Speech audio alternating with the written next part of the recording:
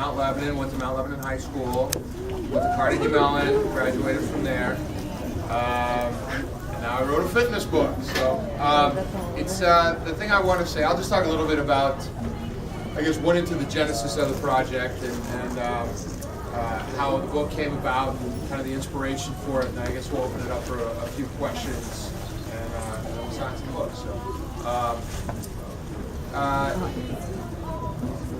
If you look at the first page of the book, there's a picture of me before. And you see the scrawny Coke bottle glass kid who went to St. Bernard's Elementary School. It's a picture of me in sixth grade. And shortly after that picture was taken, when I was in junior high, when I was 13 years old, I played on the football team, and they lined us up to do dips and pull-ups. And I thought, as the captain of the team, I thought, I got this. I'm going to play somewhere in the top. And the fact was, I couldn't do one.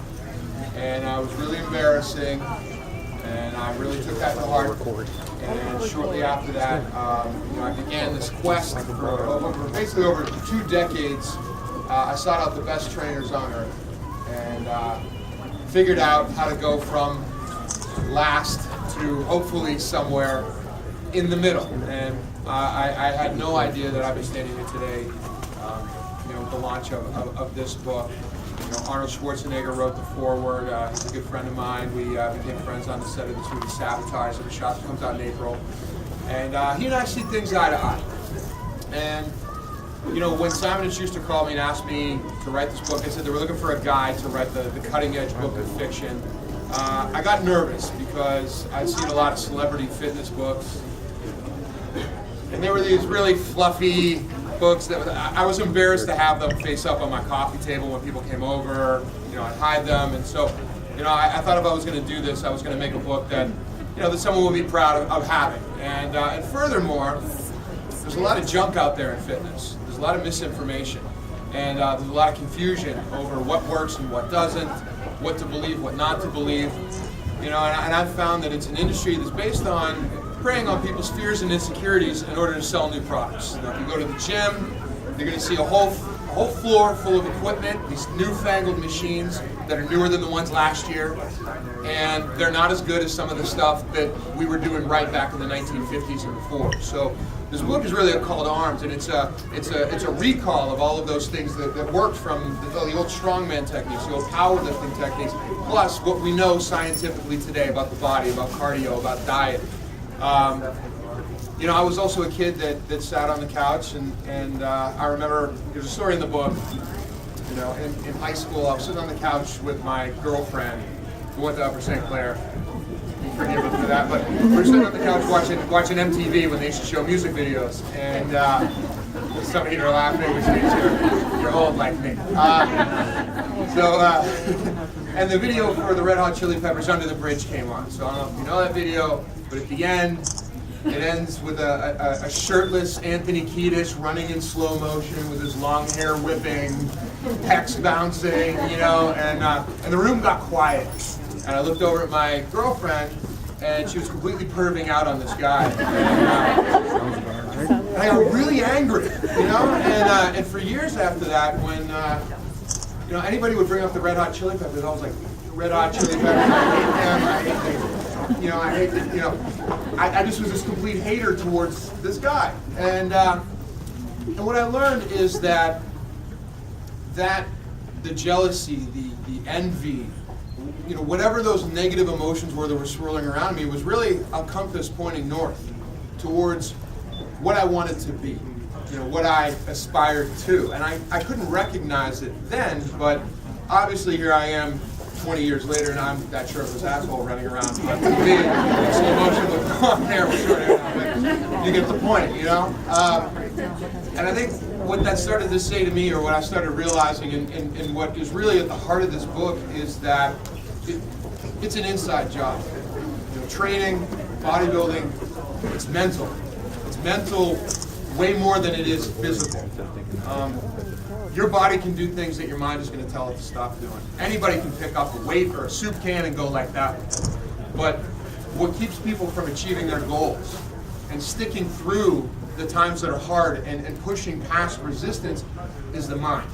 And the best example of that is what I named my company 359. And the second chapter in the book is titled 359, the number that will change your life. And what that means, I'll explain it to you. For thousands of years, dating back to ancient Roman times, human beings were only thought to be able to run so fast. So the mile is a unit of measurement that was used to measure 1,000 paces by a Roman soldier, Roman legion. And that was used as the measurement for speed.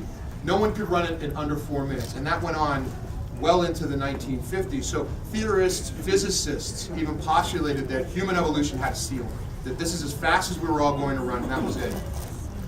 But a British doctor named Roger Bannister said, I don't believe it. And in 1954, he created this training program where he took this impossible task of running a mile in under 4 minutes, and he broke it into 4 parts. A mile is 4 laps around a standard track. So he found 4 separate runners that could each run a sub-minute lap. And he lined them up and raced them all and trained against them repeatedly. And when he could beat all 4 of them in a row, he raced it for time and got a 3:59.4. Now, what's even more amazing than that is 46 days later, someone else broke his record. And within 2 years, people all around the world had broken his record. And today, I think the record is 3:47 or something crazy like that. But for thousands of years, people said it was impossible, and everyone just fell in line and believed it. And so once again, it took this one guy to have the guts to say, no, that's not true. And he wasn't the fastest person on earth. He wasn't the most genetically gifted. He was smart, and he took this impossible task, broke it into smaller, more digestible parts, and therefore made the impossible possible. And by doing that, he made all of humanity faster. So that's really my philosophy when it comes to training. So it's really easy to sit on the couch and watch the movies, watch TV, and say, that person was born that way, that person had genetics, which turn to that first page, you'll see that I didn't. Or you'll say that that guy's on steroids, or whatever your excuse is to not get up off that couch and try. And what I'm trying to do here is take away all of those excuses and say to you that it is possible. You take this impossible task, you break it into smaller parts, and you just tackle each one. A long time ago, somebody asked me if I knew how to swim, and I said, well, sure. And he said, you get wet. And I went, okay. And what that said to me about training was, do you know how to train? Do you know how to get into shape? You put on your shoes. Just put on your shoes. Just get to the gym.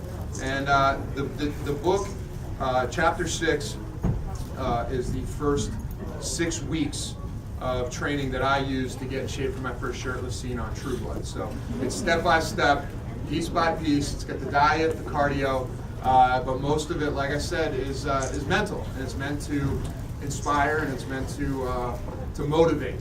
So hopefully y'all like it and get motivated and get out there and become a better you. So I guess we'll take some questions if people have questions.